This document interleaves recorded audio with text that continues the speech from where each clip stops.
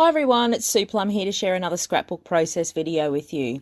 Today's layout that I am sharing was created for the Cocoa Vanilla Studio design team, and I am sharing some inspiration for this month's monthly challenge.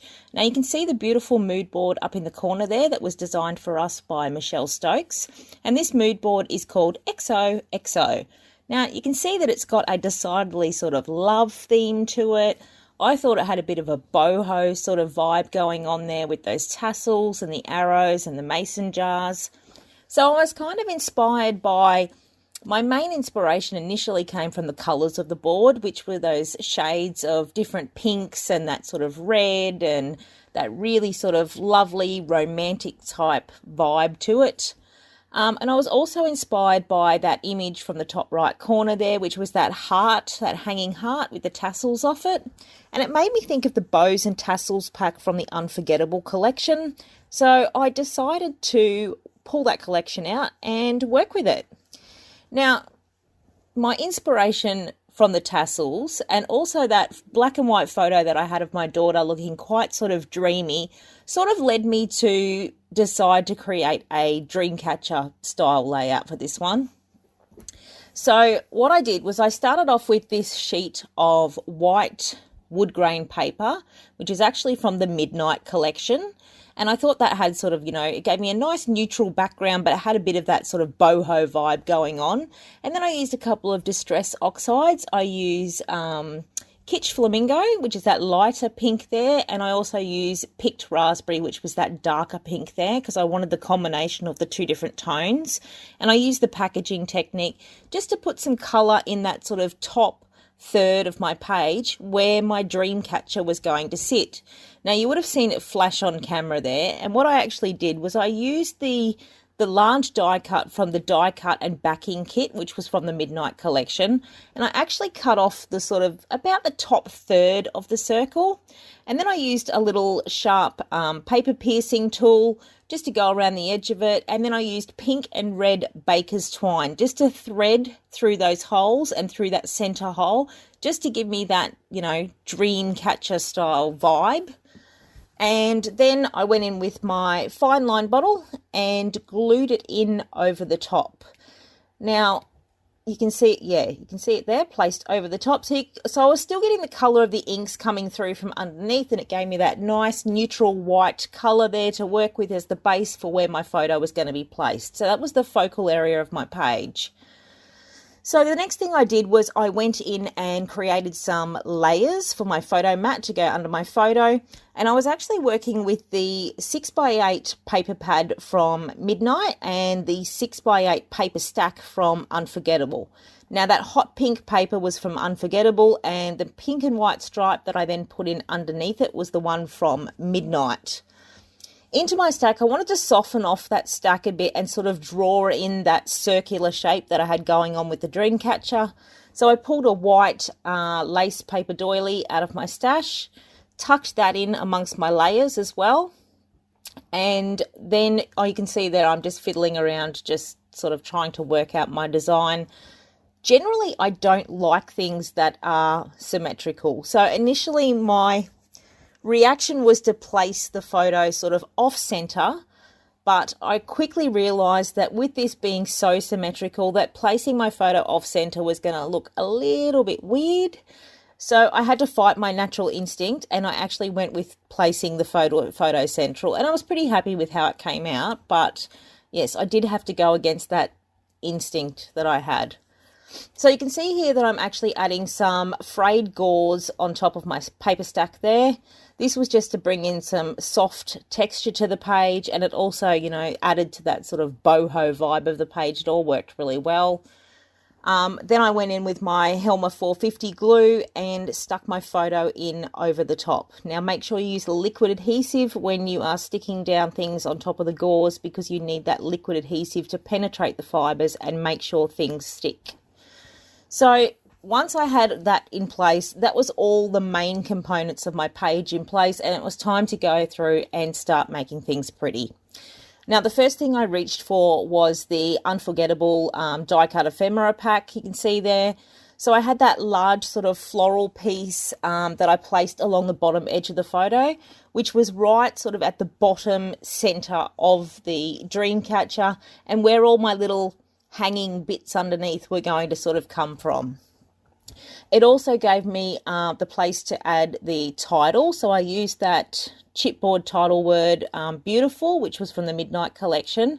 And the other purpose of sticking the title over that floral piece was I really wanted to cover up that, against my better judgment, I really wanted to cover up that beautiful mint colour, because I really was trying to stick with those pink and red tones and those tones from that colour family. So I actually stuck the word Beautiful over that floral piece, which covered up the mint flower that was in that cluster perfectly. So once I had that in place, then I was looking to go with my visual triangle around my photo. I looked to create a cluster up in the top left-hand corner, and I was looking to create a cluster along the right-hand edge of my photo. So I had picked through the ephemera pack, and I pulled out a variety of flowers that I thought that I could work with, which I just tipped out of my desk there, and you can see I'm picking through them and shuffling around and seeing what will work. I really love this photo of my daughter. I actually took it in our front garden last year, and we were actually doing a bit of a fun photo shoot out the front, and this was just one of those quiet moments where she was sitting there waiting, and I snapped her and I came up with one of those winning photos. I love it. Anyway, I digress.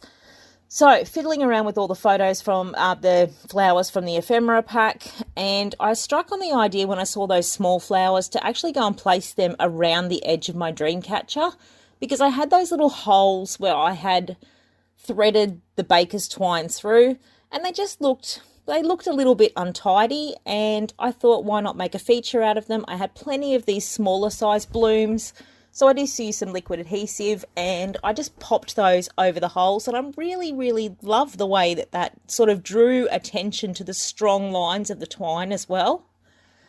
So I had all of my flowers around the edge there. I had a floral cluster up in the top left corner. As I said, I had one on the right. I also added some extra leaves to that cluster on the right because I wanted to weight that one a little bit more heavily. And the reason for this was simply because where that cluster sits was behind her back. She was sort of looking off to the left of the photo, and I wanted to be able to sort of close in that space around her. I wanted to keep the space in front of her on the left side of the page open in the direction that she was looking, and I wanted to close off the space behind her. Okay, so once I had those sort of floral clusters in place, it was time to fiddle around with the most fiddly portion of this layout. Now, I'm not generally known as a person who does a lot of fiddly things. There's probably a number of you who are cackling right about now watching me fiddle around with this, because generally I'm sort of a slap it down, get it done, wing it, nothing planned. Well, this one I did plan, because I had pre-pierced the die cut and threaded the twine through, and I kind of knew in my head what I was going to do with this one, which is a lot more thought than I usually give to my layouts. And yeah, it took quite a bit of planning. Anyway, so down underneath my dream catcher there, I actually had some die cut feathers, which are from that Unforgettable ephemera pack as well. I also had 3 tassels from the Unforgettable Tassels and Bows pack. And you can see on the desk there, I actually had a bow out of the Unforgettable pack as well. And I do use that on my layout as well. So I had tied off these little tassels with a piece of twine each. I was just finding a way of arranging them down the bottom. I sort of wanted them to look like they were sort of moving and flowing a little bit. So you can see that I've curled some of the twine and I've sort of scattered them down underneath. And I sort of clustered them together so that they was like one feather and one tassel together. And so there was 3 different groups of things hanging down underneath. Once I had all of the hanging portion of my dream catcher done down underneath there, I then went in with some butterflies. Now, there were no butterflies on the board. I just went in with butterflies because I love butterflies. So I've popped one. You can see I've popped one up on that cluster up in the top left corner, and the reason for that again was I wanted to cover up that mint coloured flower that was there because I wanted to stick purely with those warmer tones. So then I've popped another butterfly up in the top right, sort of travelling away from the photo, and then I've got another one that's down near the title. You can see I've popped my bow directly underneath my title there, sort of where all the 3 pieces of twine from those hanging bits of the Dreamcatcher met, and I just used the bow just to cover up the sort of loose ends that were tucked in underneath there.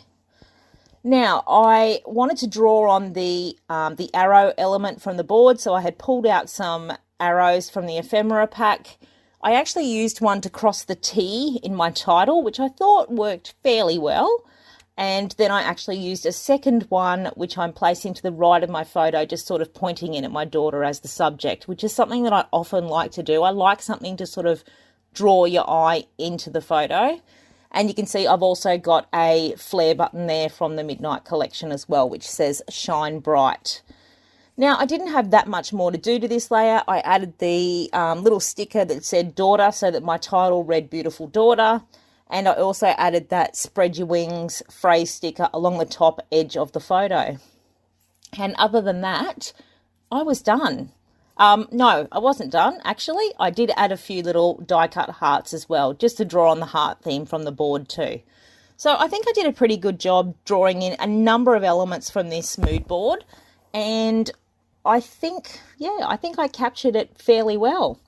If you'd like to play along with this challenge, you need to join the Cocoa Vanilla Studio community group on Facebook, and you can get all the details of the challenge and upload your entries there.